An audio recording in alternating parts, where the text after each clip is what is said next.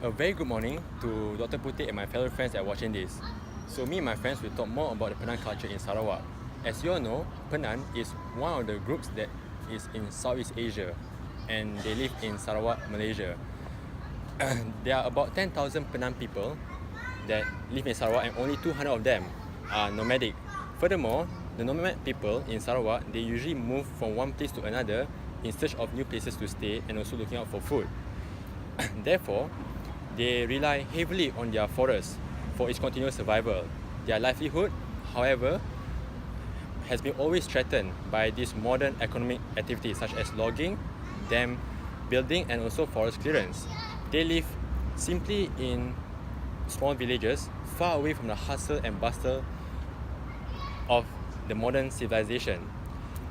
Hence, Penan people, they use this rainwater and also firewood for basic necessities. The most vital thing in Penan community that I adore of is that they are not discriminate to female and children. They are equally sharing and dividing food for their own people in order to survive. Thank you.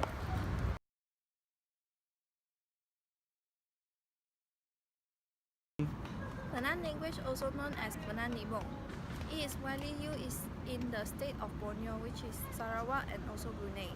Below are the interaction of the Penan people. Thank you.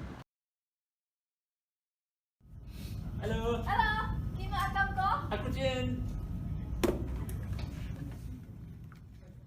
Jackson Din. Kuat.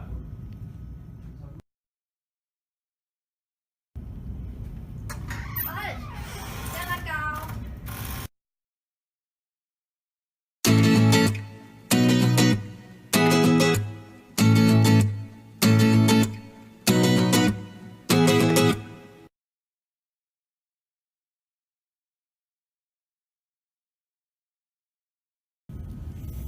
Aku sakit.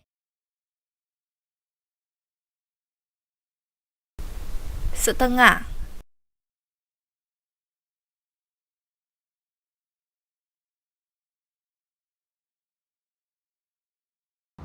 Now let us see the food of Penan. Traditionally, the Penan people used to hunt for animals like wild pigs, bears, snakes, and different species of deer and monkeys. They used blowpipes, knives, and poisonous darts as their hunting weapons. They even used to fish, and they used to cook different varieties of fish over an open fire.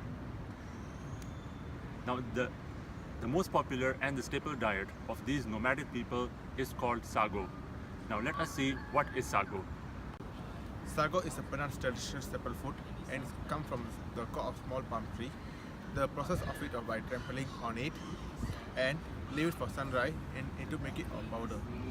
Their primary source of carbohydrate is starchy piti of wild sago, and they also traditionally eat river cucumber and rambutan fruit and various types of freshwater fishes. However, today the Malaysian government has stopped most of nomadic activities such as hunting, but they still consume the same food and made into dishes like belacan bintulu and cincalo.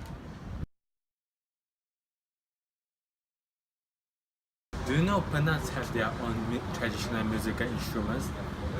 Keringgok is one of them, which is a flute that made from bamboo. Besides, Keringgok can only play by their own nose. True enough, it's very light to handle so that they can play while walking in the forest. Lastly, Keringgok have only 3 holes to control the music tone, and its tune can imitate animal sounds.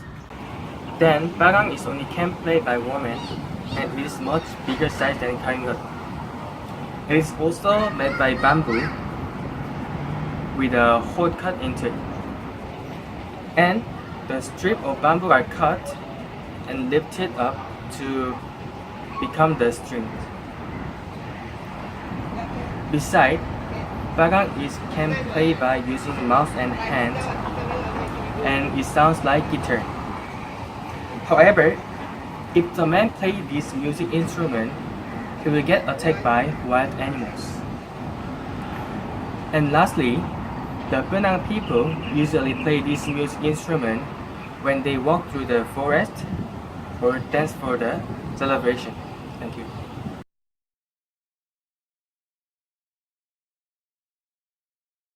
One of the Penan people's specialty is the craft of rattan basketry.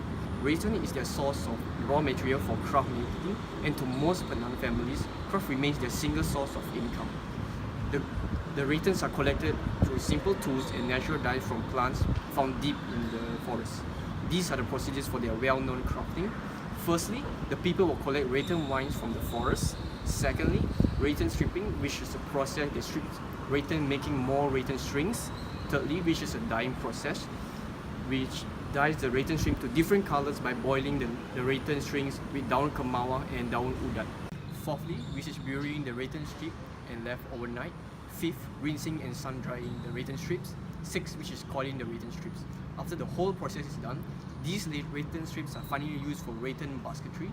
During the rattan crafting, they will use this special technique called jong, which is basically patterning the craft using fire.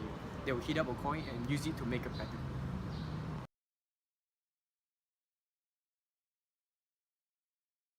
To conclude, the Penan people have been living in Sarawak for many years ago. Now that the logging companies come to their forests to cut down their trees, and it kinda causes chaos among the people there. It literally changes their lives in terms of culture, social, economic, development, and so on. In my opinion, I think that the company that involved should stop this logging from destroying their forest and its habitat. Hence, it will cause global warming and will create more disaster towards the Penan people in the future generation. Last but not least, I think the government should take action and should be more careful and aware in making timber industry. They must be more considerate about the people who live there for the rest of their lives. This is because the Penans are so dependent on their forests. Due to that, they always practice to this concept called as molo, which means that only taking what is necessary. This is also to ensure that resources are always available for future use. Thank you very much.